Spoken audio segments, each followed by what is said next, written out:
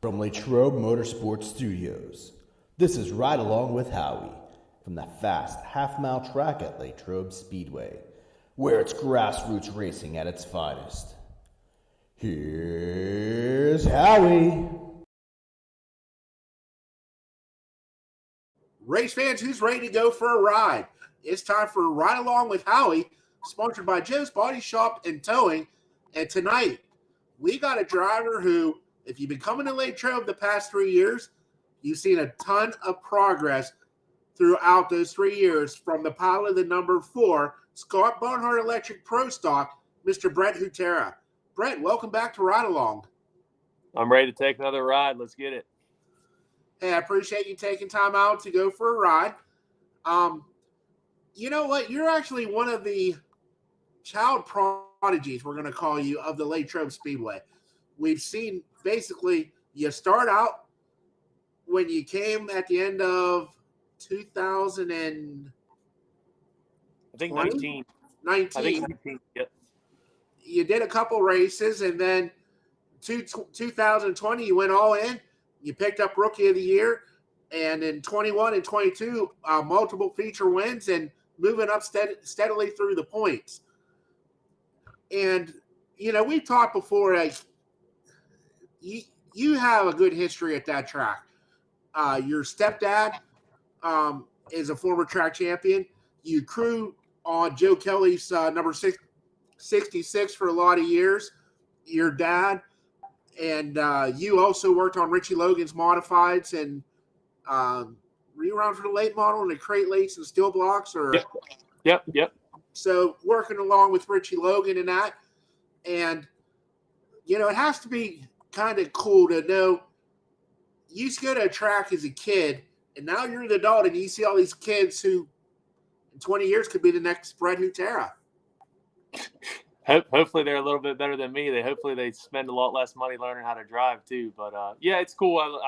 I mean, I'm local here too. I mean, I grew up right here in Latrobe, so it's always been kind of, you know, a dream. And when the place shut down, you know, when I was in my teenage years, I kind of thought I'd never get the opportunity. And now that it's here, you know, we got to make the best of it, I feel like. So I'm happy that Latrobe's here, and I'm happy that I get to, you know, kind of grit my teeth here and got to learn the ropes, and it's been fun. I like the place and like the people that we have coming there. And like you said, especially it's cool when you see all the little kids running around because, you know, that was me. And now here we are, like you said, 20 and 30 years later. So Not 30. You're not even 30 yet, are you, Brett?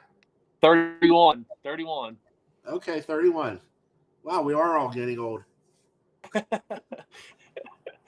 But in all seriousness, like I said, you know, I mean, there were stories, and I remember you and your brothers decided you weren't, I don't know if you were grounded, but you weren't going to the races that week, and you tried to prove your mom wrong and rode your bikes up. And when it came time to pay to get in, realized you didn't have probably $1 between the three of you guys and had to ride back home. Yep. Now, you know, when you were going, you had guys like Joe Kelly, Scott Bocek, a lot of great Adam Fulton, a lot of great street stocks, which is now the pro stock class, drivers. And your stepdad and Joe Kelly are very good friends, and you've worked on that car too. But what's it like getting to go out there and compete when, you know, you were like 7, 8 years old, competing with your matchboxes on, you know, beside the track? Now you're on the track.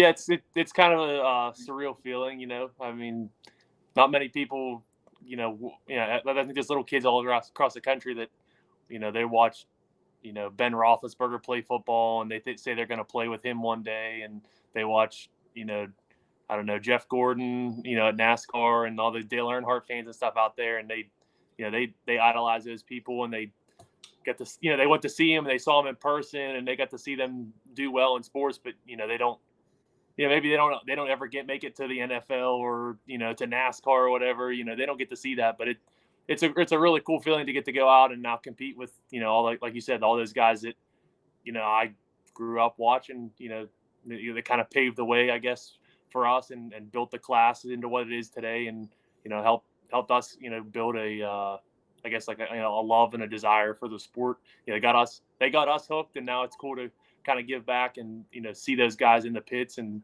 share the racetrack with them. And they're still smart. Joe's still super smart. He's still quick. You got to be on your game to beat him. I mean, I know that sometimes he doesn't feel like he's the Joe. He still has. Yeah, he's still quick. He's still fast. He's still hard to get around. And I mean, anytime you can beat him, I still feel like it's an accomplishment. And I'm glad to see all those guys still out here. I mean, there's a lot of guys that are much older than me, like you said, that are still out here wheeling race cars, and they're still really good at it. So it's cool to see, those older guys still around. It's kind of surreal to be able to compete with them. Sometimes you don't really feel like you belong. And then, I mean, there's a lot of younger kids too in our division that our division and other divisions. There's a lot of younger kids that are, getting into it, and they're quick too. This sport doesn't really care about what your age is. It's all about what you're going to do with your two feet and what you're going to do with your hands to make it go in circles. So, I mean, it's not discriminatory. You just got to pay a little bit of your dues, learn how these cars handle, learn how to work on them in the garage, and then just keep on showing up every week and putting your time in. So, I think that's just a, testament to kind of paying your dues and learning the way. It's maybe not as easy as another sport you can just pick up and go, but I think it's a good learning opportunity, and it's a lot of useful skills that we pick up doing it. So now, what made you decide to go with the Pro Stock class?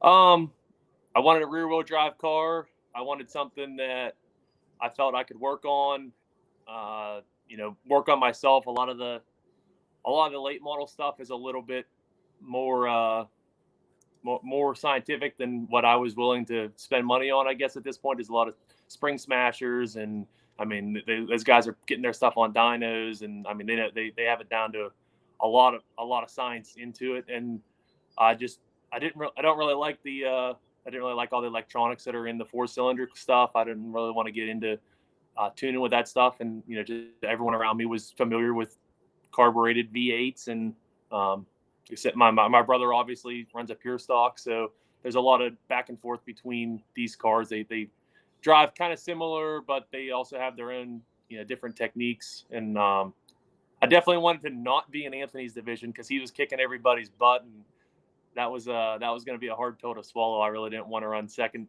to him every week. So, yeah, I mean, this was something I could afford. It was something I could do locally. Like I said, Latrobe being in my backyard, there's quite a few tracks in the area that are on the same rules package with Penn, Ohio, which was a really, really, really big draw.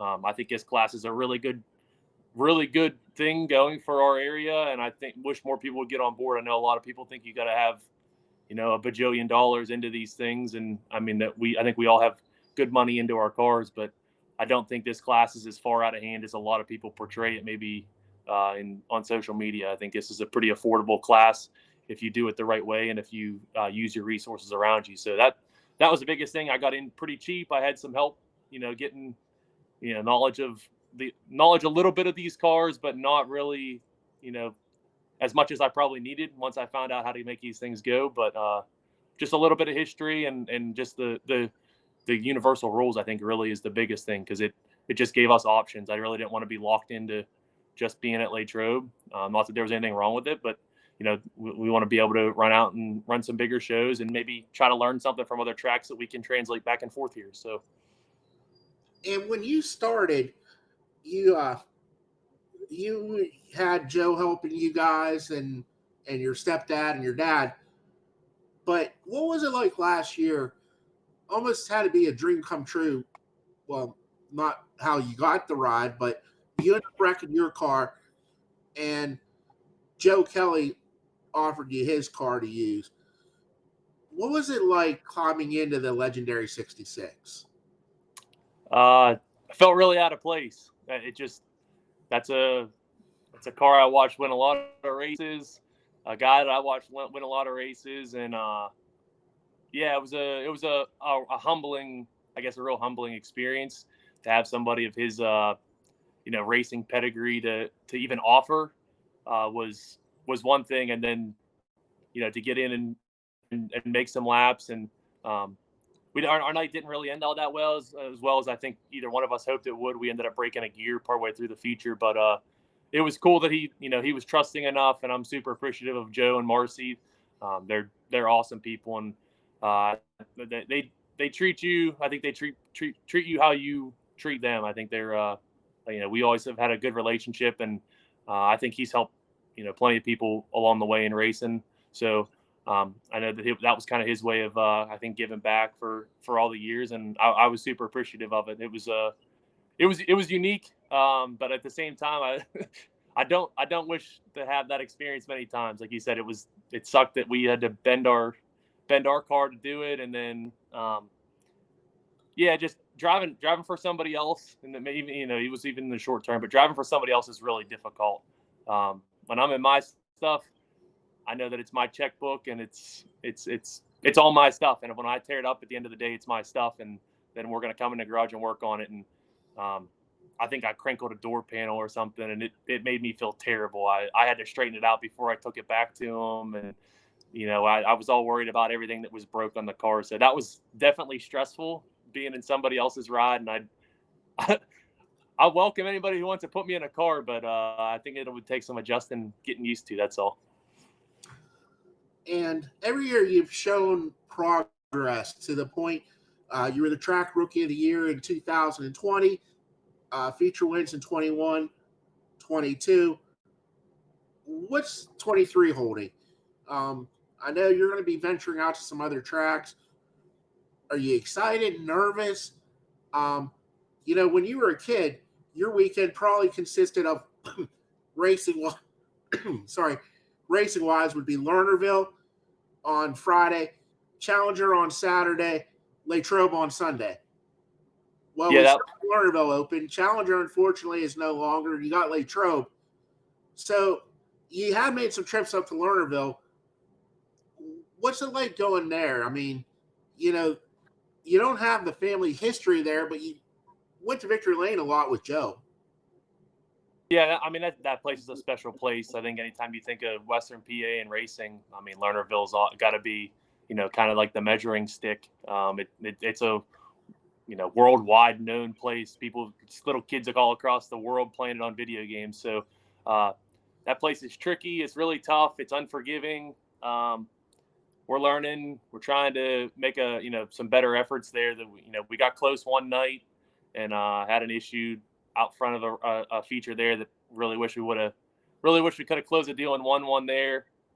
We've had some good runs in heat races and features. We just haven't been able to get where we really need to be. It's a whole different animal than Latrobe is. They're just completely different racetracks. So, but I like going back and forth. I like going a little bit. We ventured out a little bit last year as well. We went to Sharon, and I think we made a trip to Pittsburgh once too. Just getting to see different surfaces and getting to see different racetrack, I think is making me a better driver, just to feel different things on the racetrack and to learn the different ways to get the car into the corner, or, how to adapt our setup to, how you got to drive a different track has really helped me. And it helps apply it back and forth. So, our 2023 is going to be a lot up in the air. I know I've had a lot of people asking me about schedules and what we have in mind. And to be honest, our schedule is probably going to be on a week to week or a monthly basis. Really, we're going to try to race as much as we can and in as many places as we can. We're going to try to run every race we can at Latrobe. I don't think we really have too many interferences right now with any other large races or anything like that. But I work heavy highway construction, so there's still work that needs to be done, and I'm in charge of the project. So if work calls, maybe I don't get to places on a Friday, or I don't get places on a Saturday, or Sundays are going to be really tough. I know there's a few big races on Sundays in the area. Those are going to be tough to get to, but we're going to try to do, I guess, the Penn Ohio weekly tour thing. We're going to try to. There's not really a big touring schedule this year as much as it's just weekly points. So we're probably going to try to chase around and try to pick up as many good finishes as we can, and try to chase a couple money races and see where the year takes us. We're just we're going to play it week by week and do as much as we can. Like you said, hopefully we get a couple weekends where we were three days a week, but that's going to depend on how much help I got, how far my wallet can go, and how well we can keep stuff together. I got right now 1 car, 1 motor, 1 open trailer, and a garage full of tires. So right now the horizon looks good, but that can change pretty quickly. Now, I know you like to go racing still and help out drivers. You and Noah Brunel have become pretty good friends through the years.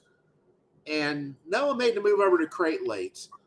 Any chance of you maybe getting behind the wheel of Noah's car and see if that's some direction you'd like to go, or still don't want to make that move yet? He's talked about it. He's hinted at me climbing aboard. I just it would have to take the right opportunity, I guess. I really appreciate my motor help that I get from A1 Machine, John Gilmore Engineering. I kind of lose that support when we go to the crate deal. So that kind of, that's one of my biggest pet peeves with the crate deal is you have to go to a certified rebuilder, and it kind of takes your hands away from it. You gotta get locked into one or a few of the guys that are available, and then you got to basically get in line when if they're busy, they're busy, and you got to wait along. I think everybody wants to get into a late model for sure. I'd love to get into a late model, but I don't think I have super late model money right now. And maybe if I could find a cheap $40,000 motor, that'd be great. And maybe we could get in a super and go. Or I don't want to rule it out. But I wouldn't say I wouldn't go crate racing. I wouldn't go crate late racing, but it's not in my immediate plans. Like I said, if we could get something lined up with somebody, I'll be honest with you, I'm really intrigued with the big race you guys got coming up here at Latrobe, the 10,000 to win race. If I could find somebody that wants to stick me in a car, I'd love to turn a couple laps and see what we can do in it. I think I could drive one. I don't have any doubts about that. I just it's a little bit different ball game than what we're in right now, and I really appreciate the help I got from the sponsors I have, and if it means losing them and it takes away from what we're doing right now, then I don't know that that's a move I'm ready to take yet. But I would welcome the opportunity, or maybe if we can get some more funding here, maybe we could just step up even further, or just go in a different direction. But right now, I love the Pro Stocks. I think they're a good, affordable class, and if we can get something lined up with somebody, then we'll go in that direction.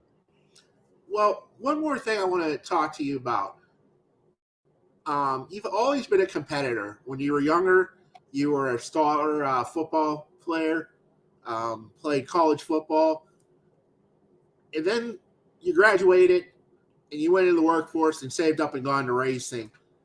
Does the racing fulfill the competitiveness that's in you? Yeah, I think a lot of within the last year, there's a lot more people that probably saw the fire and the drive I have within me. I was a lot more reserved when I got into this because I knew I wasn't as good as I needed to be, and I think I just let it eat me up a little bit inside and let it be the fuel that kind of kept feeding me to keep moving forward. But I like to do well. I like to win. I really, really hate to lose. That's something I always hated to lose growing up. It didn't matter what we were doing. If we were playing baseball, if we were striking out playing baseball games, or missing tackles in football, or losing football games, or whatever it is, that competitiveness is definitely real. If I got to win all the arguments at home too, so that's what my girlfriend likes to remind me of. So I'm super competitive, and this definitely is my outlet. So I hope you don't have to find out how comfortable that couch is by losing or winning too many fights. Yeah, we that's a big rule. We gotta hash it out before bedtime. So okay, but the football is a big team sport, and racing is a team sport. But when you're out there on the track, it's just you and the rest of the field. Do you like that pressure on you, knowing that you have everything that everybody else has? You have the knowledge of your crew. I mean, you got a very talented crew, Your dad has been winning races at Latrobe, my God, since what, 2000 with Richie Logan. And, you got Richie, you got Joe, you got, you even got Tool, which I don't know if that's good or bad, but, and you got your dad and everybody, how hard is it getting feedback from like all those great sources? I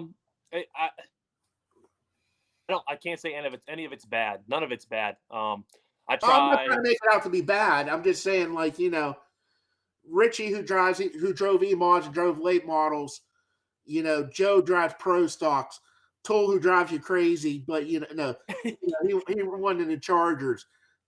Your dad was setting up Richie's cars all those years, and you got to take all that information and, I don't want to say come with the best game plan, but they're like your coordinators and you're the head coach.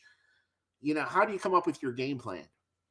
Yeah, it's I don't know. That's one of the things I probably like the most out of it. It's I like the pressure situations. Pressure situation bother me. I always used to say when I was younger, like when the weather got crappy out and it started raining and we were playing games, and I always felt like that brought out the best of me. When there's a lot of distractions, I feel like there's a lot of people that kind of shut down and start losing focus, and I feel like that's when my focus really dials in. And the information is, I like all the information. I'm a project manager at work, so I'm constantly just getting hammered with information, whether it's from the field or whether it's from our accountants or whoever it is. So that like constant barrage of information just being thrown at me, you just filter it out and find out what you need, and then once you're on the track, you can have all the information you need, or you can have all the information that anybody can give you. But at the end of the day, it comes down to what can you do with what you got, because you're kind of locked in there at that point. Once the belts are pulled tight and you roll out, your crew can only do so much. I mean, at that point, if you need to change a tire or whatever. But no, I think that's the pressure doesn't bother me. I feel like that's always been a trait that I've had. I don't feel like the pressure really bothers me. I just kind of zone in. I probably am a little bit more cranky than other people when the pressure cranks up, but I get into a zone, and I just got blinders and just go for it. So. And where did the number 4 come from that's on the car? A couple different places. My birthday is August 4th. My mom's birthday was in April, which is the 4th month. And my I guess like my hero when I was my first idolized person that I looked up to when I was a little kid that I can remember was Brett Favre, and Brett Favre wore the number 4. So I just kind of always stuck with 4. I always tried to work it in with my my sports numbers and stuff like that. I wore 4. I wore 42. I wore a couple different numbers that had 4s in them. So yeah, I just always liked number 4 and always kind of went with it. So Jeff Gordon, even I was a Jeff Gordon fan when I was a little kid, but I didn't want to be exactly 24, but he had a 4 in the number. So yeah, just went with it. I feel like it's not a common number either at the racetrack. I feel like there's a lot of guys that are 1 and 2 and 3, but I don't feel like you see a lot of number 4 cars. Well, why don't we go ahead right now and thank all the marketing partners that Hutira Motorsports has, and identify the pit crew.